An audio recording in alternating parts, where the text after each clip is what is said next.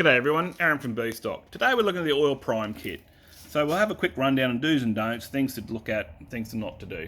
So it's a 12 volt pump. I've got it connected to my trusty old mower battery. You can see it's pretty tired.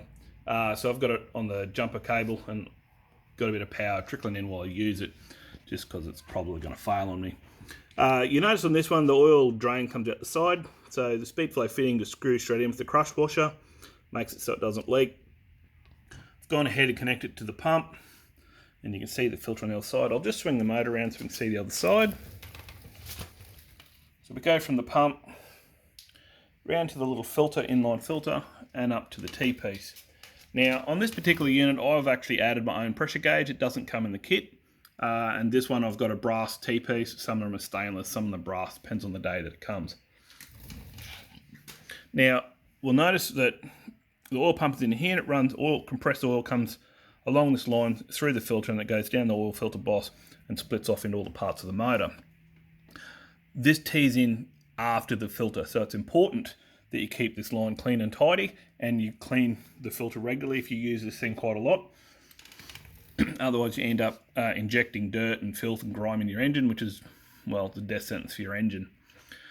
So when this oil pumps in, it pumps from the sump, through the filter, back into here, and it pumps it into all the galleries, into the engine. So it'll go into the rocket gear, it'll fill up all the lifter buckets, it'll oil the camshafts, it'll do your big ends, etc. All those kind of things that an oil pump would ordinarily do. So I'll just reach down here and flick on the power button. And at the moment we're running, what's that, just on 60 pound. You can hear the pump doing its thing.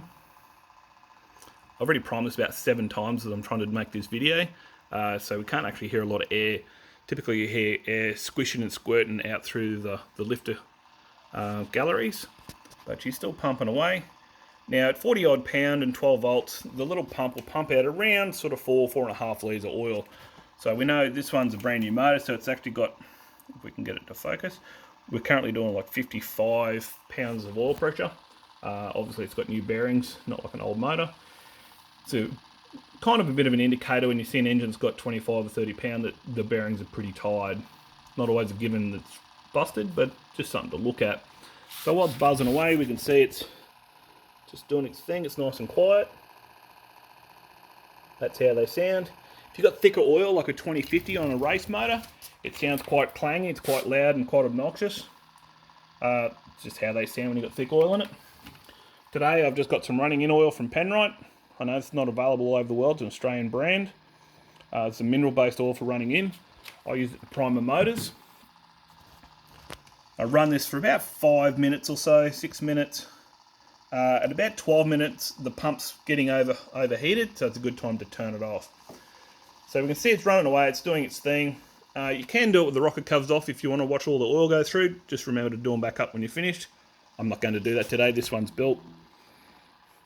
And even though it's pumping away doing its thing, I can spin it around on the crane. Doing its thing.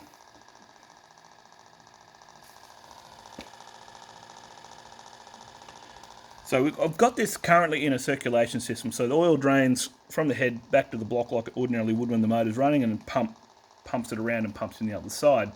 Now when I'm done with this, I'll turn the pump off and I'll undo the hose from the pressure side, from around this side. I'll undo the hose here, and then I'll take that hose and pump it back into my bottle with the pump. Just suck it clean out of the sump. It will tolerate a little bit of air, it won't hurt it. Don't run it dry, it's not good for any kind of pump to run dry. And it's a nice easy way to get the oil back out of the sump and back into a bottle to discard. So you'll notice I haven't done a few things on this thing.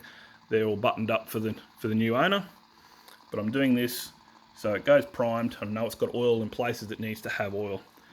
For the engine builders who like to look at these things, you can put it back into a white container, a white tray, and see what trash comes out of it.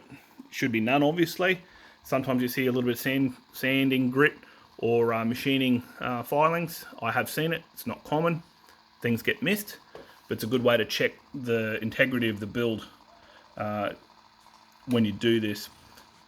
The pump will pump it. It's actually quite surprising what it'll pump. And it's still doing its thing. Battery's still going.